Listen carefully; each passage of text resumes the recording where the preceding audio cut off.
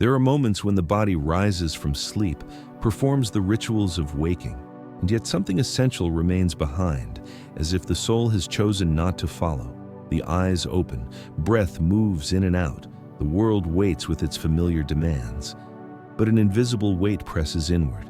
This heaviness has no medical name, no clear origin. It does not announce itself with pain or fever. It appears as reluctance, as the quiet desire to remain still, untouched by the day, in a culture trained to equate worth with motion and productivity. This state is often misread as weakness, yet from a psychological depth perspective, it may be one of the most meaningful signals the psyche can offer. Carl Jung understood that when conscious life drifts too far from inner truth, the unconscious intervenes, not dramatically at first, but subtly, through fatigue, apathy, and withdrawal. These are not failures of character, they are messages.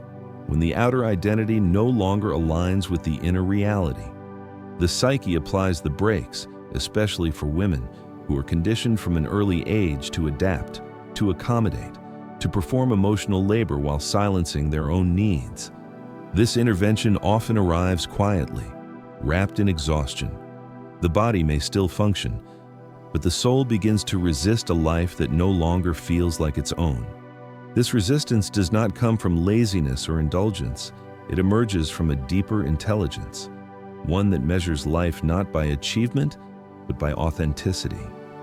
The unconscious does not care how well roles are played. It cares whether the inner self is being lived. When it senses prolonged self-betrayal, it withdraws energy from the persona, the mask worn to meet expectations. What remains is stillness, not an empty stillness, but a charged one, dense with unexpressed feeling and unclaimed truth. Within this pause, something begins to stir. Jung called it the return of the shadow, the parts of the psyche that were exiled in order to be loved, accepted, or deemed successful. For many women, the shadow contains anger that was labeled ungrateful, desire that was deemed excessive, intuition that was dismissed as irrational, and power that threatened established norms. These qualities were not destroyed, they were buried. Over time, they accumulate pressure when they are ignored for too long. The psyche creates a stoppage, the world slows, motivation collapses, and the individual is forced inward. This inward turn is often frightening. Without the familiar scaffolding of goals and routines, identity feels unstable. Questions surface that had long been avoided. Who is this life truly for? What has been sacrificed to maintain harmony? Where did vitality go? The instinct is to push these questions away, to override the discomfort with discipline or distraction. But Jungian psychology suggests that healing begins not with resistance, but with attention. What is avoided gains power. What is witnessed begins to transform. In this state of apparent stagnation, the psyche is anything but inactive. Dreams intensify, old memories surface, emotions arise without clear cause. This is the unconscious attempting to communicate in its own language. It does not use logic or schedules, it uses symbols, sensations, and moods. The desire to remain in bed, to withdraw from the world, can be understood as a symbolic return to the womb, a regression not toward weakness, but toward reconstitution.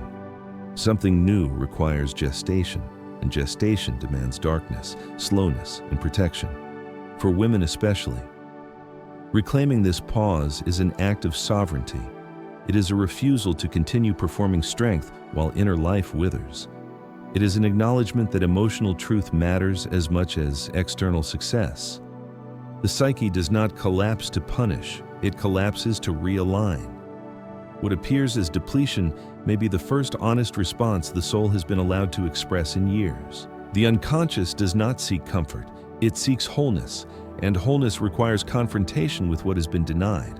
The shadow does not arrive to destroy identity, but to complete it. Within its contents lie not only pain and grief, but also creativity, authority, and joy that were deemed unsafe. When these elements are integrated rather than suppressed, energy returns, not as frantic ambition, but as grounded clarity. This early stage of the inward journey offers no quick answers. It offers only an invitation to stop interpreting stillness as failure, to question narratives that equate worth with endurance, to consider that exhaustion may be a form of truth-telling. In this space, the psyche asks not for solutions, but for presence. It asks to be heard without judgment, to be honored without correction. What follows this listening is not collapse, but transformation, though its shape cannot yet be seen, when the outer world no longer provides meaning. Attention naturally turns inward, though not without resistance. This inward movement strips away distraction and exposes the raw architecture of the psyche. What was once masked by routine now stands uncovered. Jung described this phase as the beginning of individuation, the process by which a person becomes psychologically whole by integrating unconscious material into conscious life. It is not a comfortable process. It dismantles illusions, confronts inherited identities, and challenges roles that once provided security. Yet, it is precisely within this disorientation that transformation quietly begins. The psyche does not initiate this descent arbitrarily. It does so when the conscious attitude has become too narrow, too rigid, too obedient to external values. For many women, this rigidity is learned early. Approval becomes a compass. Self-worth becomes conditional. The psyche adapts brilliantly, suppressing inconvenient emotions and reshaping desire to fit expectation. Over time, the adapted self becomes efficient but hollow. When that hollowness reaches a threshold, the unconscious responds by withdrawing energy from the persona. What remains is a profound sense of meaninglessness, often mistaken for depression, but more accurately described as the soul's refusal to continue a life built on compromise. This refusal is not dramatic. It does not arrive with clarity or conviction. It arrives as numbness, as the inability to care about what once mattered, as the strange feeling of being absent from one's own life. Jung understood this as a necessary dissolution. Before a more authentic self can emerge, the false structure must weaken. The psyche must unlearn what it has been trained to maintain.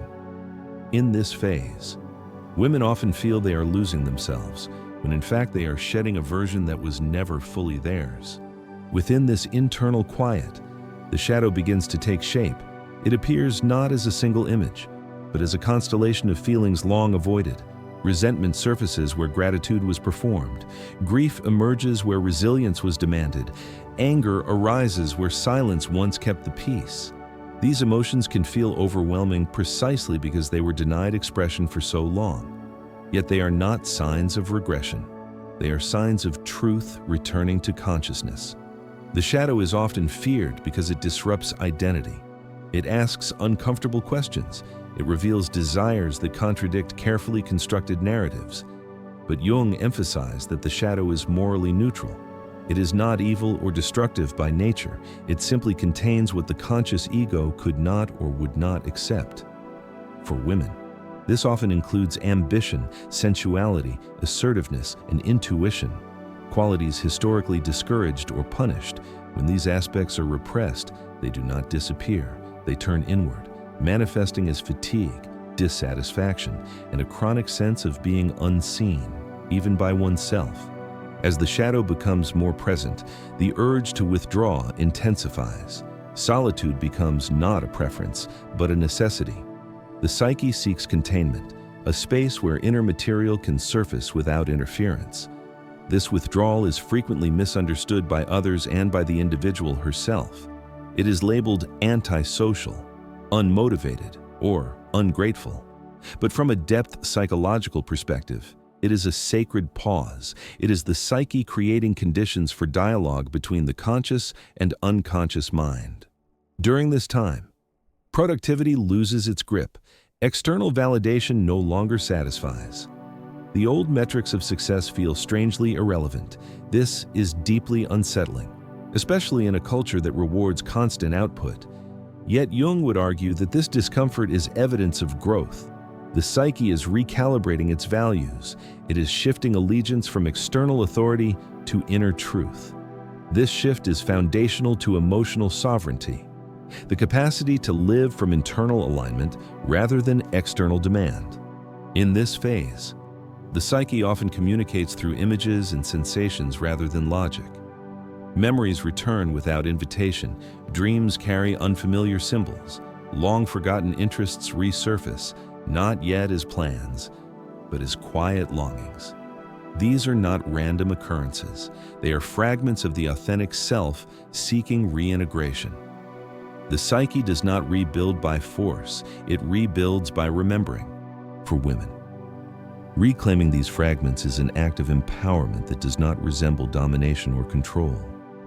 It is quieter, deeper. It is the recognition that self-worth does not require constant proof. That rest is not abandonment of responsibility, but restoration of integrity. That the pause imposed by exhaustion may be the most honest response to a life that no longer fits. This stage offers no immediate resolution. It offers orientation. It signals that the old way of being has reached its limit. The psyche is preparing for a reconfiguration, though the form it will take remains unclear. What matters now is not action, but attention, not answers, but willingness. The unconscious has opened a door inward. What lies beyond it will require courage, patience, and a willingness to meet oneself without armor. As the inner dialogue deepens, a subtle shift begins to occur. What once felt like emptiness starts to reveal texture. Beneath the numbness, there is movement, slow but deliberate. Jung described this moment as the psyche's attempt to restore balance, a compensation for years of outward over-identification. When the conscious mind has lived too long in service to expectation, the unconscious responds not with collapse, but with reorientation.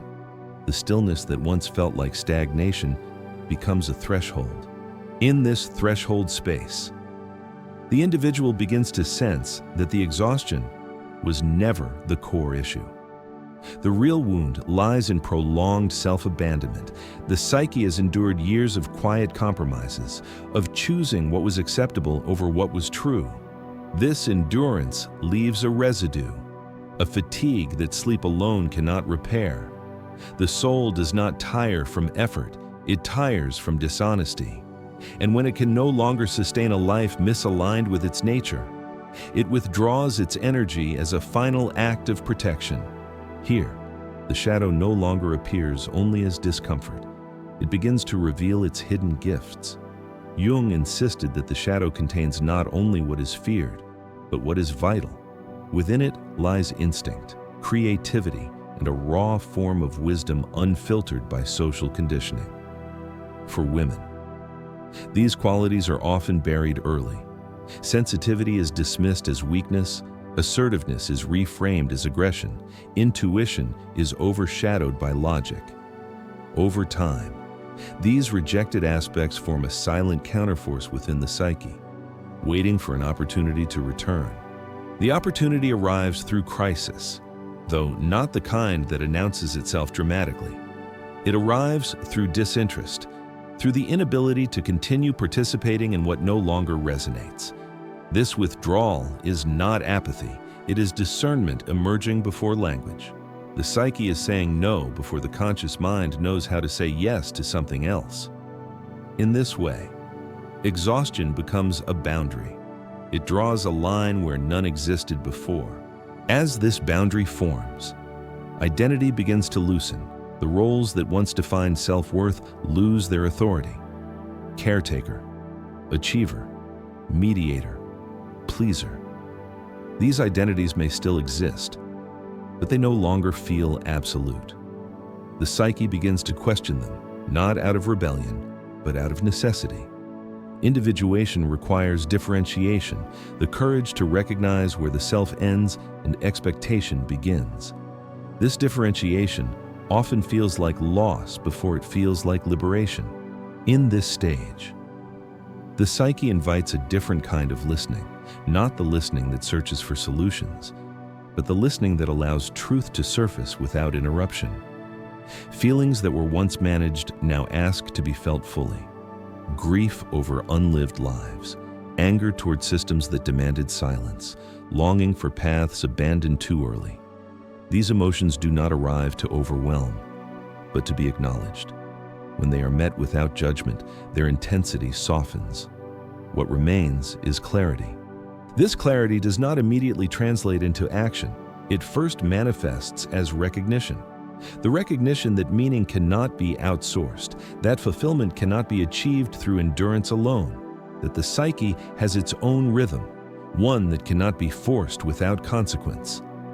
For women raised to prioritize harmony over authenticity, this realization can feel destabilizing. Yet, it is the beginning of emotional sovereignty, the ability to orient life around inner truth rather than external validation. Jung believed that the psyche seeks wholeness above all else. When aspects of the self are excluded, symptoms emerge to demand inclusion. Fatigue, withdrawal, and loss of motivation are not signs of defect, they are signals of imbalance.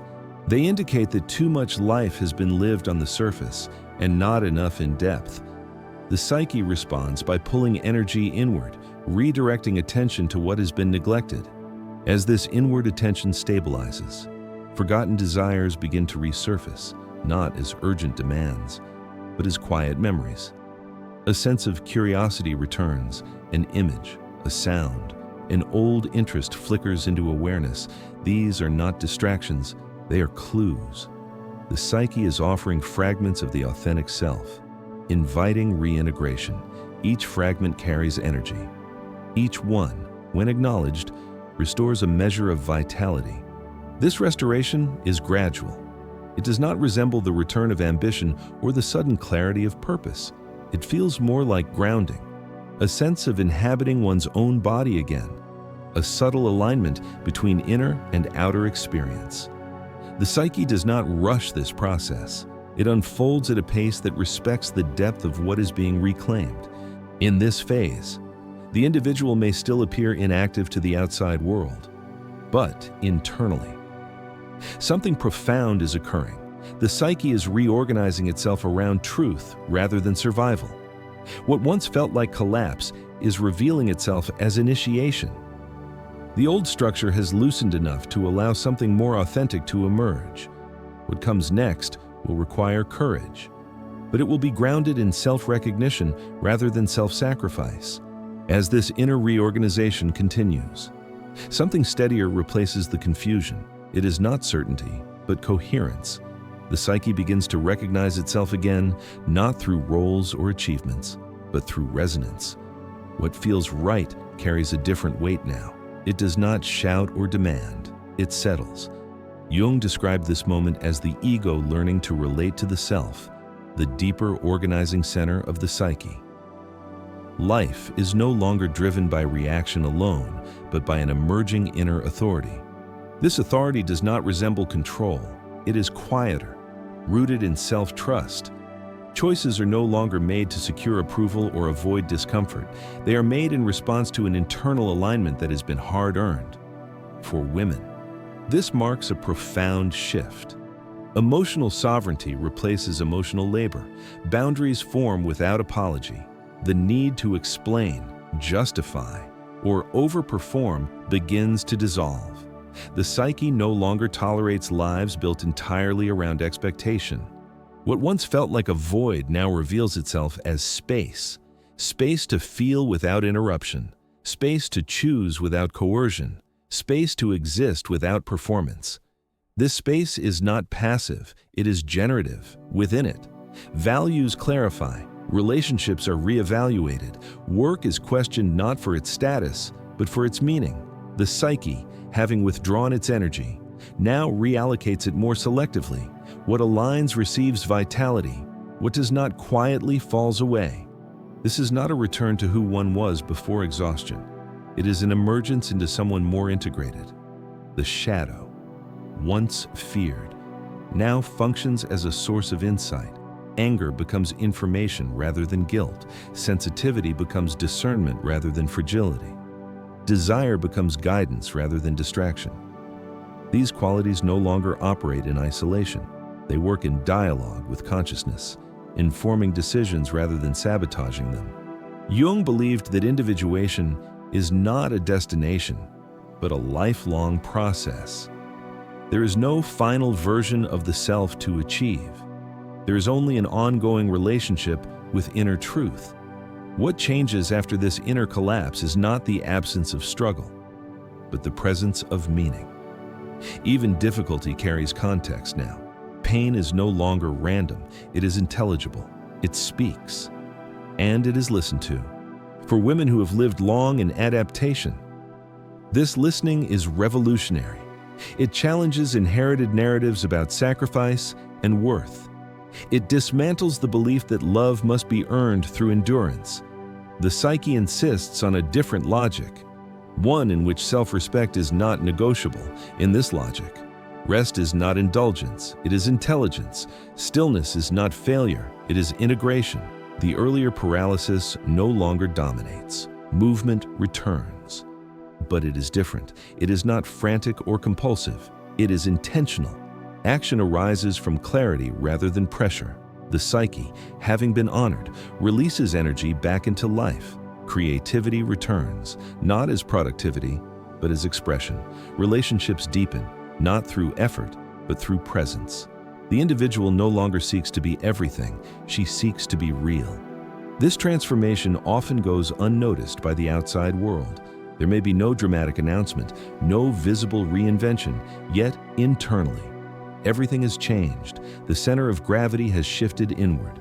The psyche has reclaimed its voice. What once demanded collapse to be heard now communicates through intuition and embodied knowing. The pause has done its work. Jung warned that ignoring the unconscious condemns a person to repeat the same patterns in different forms, but engaging it opens a different future. The exhaustion that once felt like an end reveals itself as a beginning, a necessary interruption in the momentum of self-betrayal. From this interruption emerges a life less efficient, perhaps, but infinitely more alive. This is the quiet truth beneath the desire to stop, to lie down, to withdraw from the noise. It was never about giving up. It was about returning to a rhythm that honors depth, returning to a self that no longer fragments to survive, returning to a life that can be inhabited fully, without apology. And so the lesson is not to fear these pauses, but to listen to them, to recognize that the psyche speaks most clearly when the world goes silent. What feels like emptiness may be the clearing necessary for something truer to take root. What feels like weakness may be the psyche reclaiming its strength. What feels like the end may be the first honest beginning. If this reflection resonates, take a moment to like the video, share it with someone who may need it, and subscribe for more depth-centered explorations of the inner life. Leave a comment and write "I feel it" if these words spoke to something within you.